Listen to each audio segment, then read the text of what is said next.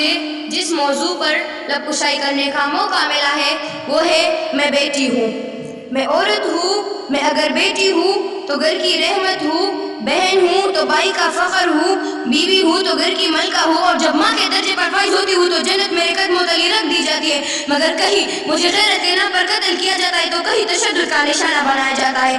اگر میں اپنے قلم سے ظلم کا سر نیچا کرنا چاہوں تو مجھے جھوٹی تہمت لگا کر معاشرے میں رسوا کیا جاتا ہے۔ میں حق کے لیے زبان کھولوں تو میری زبان کھینچ لی جاتی ہے۔ میں وہ عورت ہوں جو آج بھی طلاق کا دبا لے جانے کیا کیا سہتی ہوں۔ طلاق مرد دے مگر طلاق یافتہ میں کہلاتی ہوں۔ ایسے میں جب مجھ سے کہا جاتا ہے میں رحمت ہوں، میں ملکہ ہوں، جنت میرے قدموں تلے مل جائے گی، جب جنت میرے قدموں تلے رکھ دی گئی ہے تو تم اس جنت کا احترام نہیں کر پائے تو رب سے تم کون سے جنت کے طلبگار ہو؟ تمہارے اس معاشرے میں اس رب نے مجھے بلند درجہ دیا، مگر اے ابن آدم تم کیوں بھول گئے کہ میں بھی بنت ہوا ہوں؟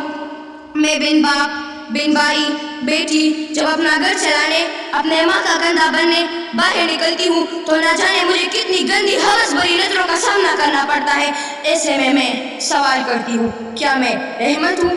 زمانے جاہلیت میں عورت کے حقوق کو اس قدر پامال کیا جا چکا تھا کہ لوگ اپنے گھر میں بیٹی کا پیدا ہونا برداشت نہیں کر سکتے، معصوم بچوں کو زندہ دفن کر دیا جاتا تھا، عورت کے حقوق اس حد تک چھین لیے گئے، بیوی کو پاؤں کے جوتی سمجھا